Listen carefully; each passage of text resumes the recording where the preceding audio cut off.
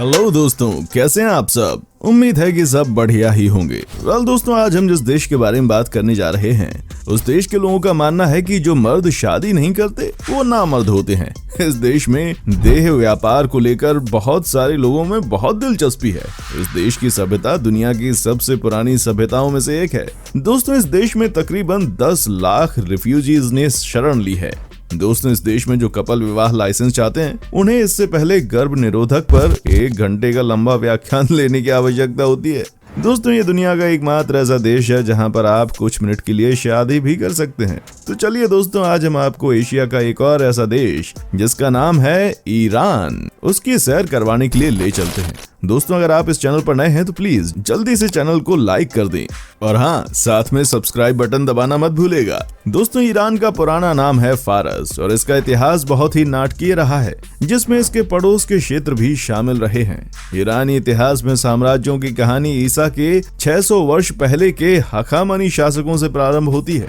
इनके द्वारा पश्चिम एशिया तथा मिस्र पर ईसा पूर्व 530 के दशक में हुई विजय से लेकर 18वीं सदी में नादिर शाह के भारत पर आक्रमण करने के बीच में कई साम्राज्यों ने फारस पर शासन किया। दोस्तों, इनमें से कुछ फारसी सांस्कृतिक क्षेत्र थे तो कुछ बाहरी। फारसी सांस्कृतिक प्रभाव वाले क्षेत्रों में आधुनिक ईरान के अलावा इराक का दक्षिणी भाग, अजरबैजान, पश्चिमी अफगानिस्तान, तजाकिस्तान का दक्षिणी भाग और पूर्वी तुर्की भी शामिल है। ये सब वो क्षेत्र हैं जहां कभी फारसी शासकों ने राज किया था और जिसके कारण उन पर फारसी संस्कृति का प्रभाव पड़ा।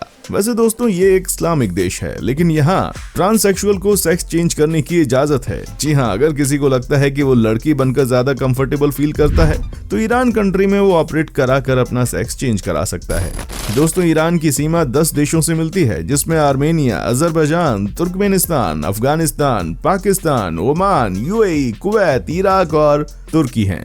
दोस्तों, ईरान में विश्व धरोहरों की लंबी सूची है। सर्वाधिक धरोहरों के मामले में ईरान का स्थान 7वां है।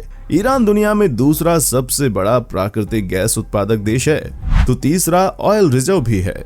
दोस्तों, वैसे तो ईरान देश की औरतों को ज्यादा छूट नहीं मिली। वो कहीं भी बाहर जाती हैं तो बुर्के में नजर आती हैं, लेकिन उन्हें अपना चेहरा दिखाने की आजादी होती है। दोस्तों, जब ईरान की औरतों को चेहरा दिखाने की आजादी होती है तो इसका मतलब साफ है कि वो खूबसूरत लगने का प्रयास करती हैं। इसलिए आप जब भी ईरान जाएंगे तो देखेंगे कि हर 10 में से 8 महिलाओं के नाक पर एक बैंडेज लगी रहती है, जिसका मतलब होता है कि उस महिला ने हाल फिलहाल के दिनों में नोज प्लास्टिक सर्जरी करवाई है। दोस्तों, 1948 में ईरान ने पहली बार ओलंपिक में भाग लिया। तब से लेकर अब तक 1980 और 84 को छोड़कर वो हर ग्रीष्मकालीन ओलंपिक खेलों में अपने एथलीट्स को भेजता है। ईरान ने 1956 के बाद से कई बार शीतकालीन ओलंपिक में भी भाग लिया है। दोस्तों, ईरान की कुल जनसंख्या के 14% ईरान के लोग मोटापे से ग्रस्त हैं, जिससे ये दुनिया का 41वां ऐसा देश बन गया है। दोस्तों, ईरान देश का आधिकारिक नाम ईरान का इस्लामी गणराज्य है। ये 1982 में एक इस्लामी गणराज्य बना था और तब इस देश से राजशाही को उखाड़कर फेंक दिया गया था। दोस्तों, 1953 में CIA ने ऑपरेशन अजाक्स के गुप्त ऑपरेशन को शामिल किया था ताकि प्रधानमंत्री मस्त देखनी लोकतांत्रिक ढंग से चुनी गई ईरानी सरकार को खत्म कर दिया जा सके। बदले में शाह ने ईरान के तेल उद्योग में 40% हिस्सेदारी के साथ संयुक्त राज्य अमेरिका को पुरस्कृत किया। दोस्तों, आपको बता दें कि ईरान को पिस्ता की राजधानी कहा जाता है। यहाँ से दुनिया का 20% पिस्ता का एक्सपोर्ट होता है। जी हाँ दोस्तों, यहाँ से पिस्ता का निर्यात बड़े पैमाने पर किया जाता है, जो कि इस देश की आर्थिक स्थिति को सुधारने में बड़ा रोल निभाता है। दोस्तों, आपको जानकर हैरानी होगी कि ईरान देश में आज भी लड़कियों को स्पोर्ट्स इवेंट के दौरान स्टेडियम में एंट्री नहीं मिलती। यही यहाँ का नियम है। लेकिन यहाँ की लड़कियां भी किसी से कम नहीं है। वो जनरली लड़कों के ड्रेस पहनकर स्टेडियम में मैच देखने के लिए पहुंच जाती हैं। दोस्तों, वैसे लोग ईरान के बहुत ही अच्छे दिल के होते हैं। आपको बता दें कि इस देश में तकरीबन 1 मिलियन लोग यानी कि 10 लाख ऐसे लोग हैं जो कि दूसरे देशों से भाग कर आए हैं और इस देश में शरण ले चुके हैं। ये ईरान की दरिया दिली ही तो है। दोस्तों, ईरान में आपको कहीं भी सैटेलाइट टेलीविजन के दर्शन नहीं होंगे। जी हाँ, जिसे हम डिश टीवी कहते हैं। यहाँ की सरकार का कहना है कि वो लोगों के बीच में वेस्टर्न कल्चर को पनपने नहीं देना चाहते। दोस्तों, ईरान के लोग अपने आप को हर बात पर शाबाशी देते हैं। उनका कहना है कि अगर आप अपने आप को प्रेज करते रहेंगे तो आप कभी भी नेगेटिव माइंड इंसान के संपर्क में नहीं आएंगे। इम्प्रेसिव। इस बात में कोई शक नहीं है कि अगर आप अपनी तारीफ अपने मन में ही कर लेते हैं तो इसका रिजल्ट अच्छा आता है। I like the concept. दोस्तों ईरान की राजधानी और देश का सबसे बड़ा शहर तेहरान दुनिया में सबसे खराब वायु प्रदूषण वाला शहर है। यहाँ अनुमानित 27 लोग दिन भर में वायु प्रदूषण से संबंधित बीमारी के कारण मारे जाते हैं। दोस्तों यदि ईरान के देश के झंडे की बात की जाए तो ईरान ने 1980 में वर्तमान ईरानी ध्वज को अपनाया था। इस झंडे में हरे, सफेद और लाल रंग के 3 हॉरिजॉन्टल बैंड बने हुए हैं, जिसमें से सफेद रंग ईमानदारी और शांति का प्रतीक है, लाल रंग बहादुर और शहीद के लिए और हरा इस्लामिक और प्रगति का रूप है। इस झंडे के बीच में सफेद वाले बैंड के बीच में केंद्रित शब्द है अल्लाह और ला इलाहा इल्लल्लाह, जिसका मतलब होता है कोई भी पूजा के योग्य नहीं है सिवाय अल्लाह के। दोस्तों ईरान इराक युद्ध के दौरान संयुक्त राज्य अमेरिका ने आधिकारिक तौर पर इराक का समर्थन किया और ईरान को हथियार बेचने के लिए अन्य देशों पर दबाव डाला। हालांकि बाद में यूएसए खुद ही ईरान को चुपचाप हथियार बेचने के लिए पाया गया। ईरान में लगभग आधा भूभाग एक शुष्क रेगिस्तान के रूप में है। यहाँ प्रत्येक वर्ष 4 इंच से भी कम वर्षा होती है। दोस्तों आपको बता दूं कि ईरान ने दुनिया में सबसे अधिक शहरी विकास का अनुभव किया है, जो कि 1950 से 2002 के बीच 27% तक बढ़ रहा है। 2030 तक आबादी का 80% हिस्सा शहरी हो जाएगा।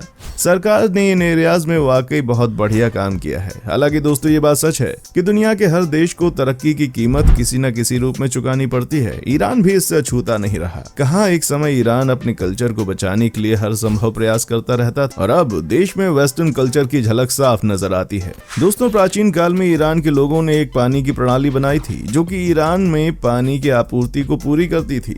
ये एक भूमिगत पानी को इकट्ठा करती थी, उन जगहों तक पहुंचाया करती थी जहां पानी की अत्यधिक आवश्यकता होती थी। दोस्तों ईरानियों का सबसे प्राचीन व्यापार कालीन बनाना है। ईरानी कालीन बनाते समय जानबूझकर उस कालीन में गलती कर देते हैं।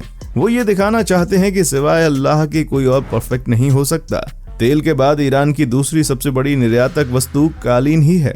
दोस्तों ईरान की राजधानी पहरा का मतलब होता है गर्म ढलान। लगभग 12 मिलियन लोग इस ढलान पर रहते हैं। दोस्तों ईरान में भी ड्रग्स माफिया का दबदबा रहा है। आज के दिन भी ड्रग्स के मामले में दक्षिण पश्चिम एशियाई में सबसे ज्यादा ड्रग ईरान से ही स्मगल होती है। दोस्तों इसको लेकर कई बार यहाँ गैंग वॉर भी होते हैं। पीछे 25 सालों के आंकड़े को देखें तो ड्रग में अब तक 4568 लोगों की जान जा चुकी है। लेकिन वही है ना कि यहाँ के लोग शॉर्टकट में पैसा कमाने के चक्कर में अपनी जान दे देते हैं। दोस्तों समलैंगिक संबंधों पर ईरान पर पूरी तरह से प्रतिबंध लगा हुआ है, लेकिन ट्रांसजेंडर लोगों को ईरान में यौन परिवर्तन की अनुमति दे दी गई है। तभी तो 2008 के बाद से ईरान दुनिया में किसी अन्य देश की तुलना में अधिक यौन परिवर्तन करने वाला देश बन गया है। इसके बाद दूसरा स्थान थाईलैंड का आता है। दोस्तों आपको ये जानकर हैरानी होगी कि पूरे मिडिल ईस्ट एशिया में ईरान ही एकमात्र ऐसा देश है जहाँ पर कॉन्डोम बनाने का कारखाना है। जी हाँ, ये देश इन्हीं से कॉन्डोम को अपने देश में इंपोर्ट करवाते हैं। दोस्तों आपको बता दूं कि वैसे तो गिफ्ट लेना और देना हमारे देश में भी खूब चलता है, लेकिन ईरान की बात और ज्यादा निराली है। यहाँ तो कोई इंसान अगर अपने शहर से दूसरे शहर भी जाता है तो उसे आसपास वाले ऑफर देते हैं, उपहार देते हैं। इतना ही नहीं, वापस आने पर उसे दावत पर भी बुलाया जाता है। दोस्तों ईरान में अगर कोई व्यक्ति किसी महिला का बलात्कार करता है तो पुलिस के पास ये अधिकार होता है कि वो उस व्यक्ति की उस महिला से शादी कराने के लिए उसे मजबूर कर दे। हालांकि वे तुरंत बाद उसे तलाक भी दे सकते हैं। ईरान में एक तलाकशुदा महिलाओं की संख्या विवाहित लड़कियों की तुलना में अधिक है। दोस्तों ईरान में वैवाहिक बलात्कार का कोई कानून नहीं है, क्योंकि ईरानी सरकार मानती है कि एक महिला अपने पति की संपत्ति होती है। यदि पति अपनी पत्नी के साथ दुर्व्यवहार करता है तो वो अपने परिवार के पुरुष के सदस्य द्वारा धमकाया जा सकता है, लेकिन ये पुलिस का कर्तव्य नहीं है। ईरान देश में सोशल मीडिया के नाम पर पूरी तरह से बैन है। 2013 में ही यहाँ की सरकार ने फेसबुक और ट्विटर जैसे बड़े बड़े सोशल मीडिया को बैन कर दिया था। यहाँ की सरकार को लगता है कि इस तरह के सोशल मीडिया का इस्तेमाल करके कई लोग देश में विद्रोह कर सकते हैं। हालांकि यहाँ के लोग प्रॉक्सी साइट का इस्तेमाल करते हुए सोशल मीडिया पर बने हुए हैं। दोस्तों ईरान के लोग फुटबॉल खेल के दीवाने हैं। यहाँ पर फुटबॉल का इतना क्रेज है कि जब भी मैच होता है लोग स्टेडियम को फुल कर देते हैं। हालांकि ये दीवानगी जायज भी है, क्योंकि इतिहास गवाह है कि ईरान की फुटबॉल टीम एशिया की one of the best football team है। तो दोस्तों ये थे ईरान से जुड़े हुए कुछ ऐसे बेहद दिलचस्प और रोचक फैक्ट्स। तो कैसा लगा आपको हमारा आज का ये एपिसोड? हमें कमेंट करके जरूर बताइएगा। हमें आपके कमेंट्स का इंतजार रहेगा। दोस्तों अगर आप हमारे चैनल पर नए हैं तो प्लीज हमारे इस चैनल को सब्सक्राइब जरूर करें, क्योंकि हम आपके लिए रोज इस तरह की वीडियोस बनाते रहते हैं। साथ ही इस वीडियो को दोस्तों के साथ में लाइक, शेयर और कमेंट जरूर करवाएं। दोस्तों अपना ख्याल रखिएगा। देखने के लिए शुक्रिया।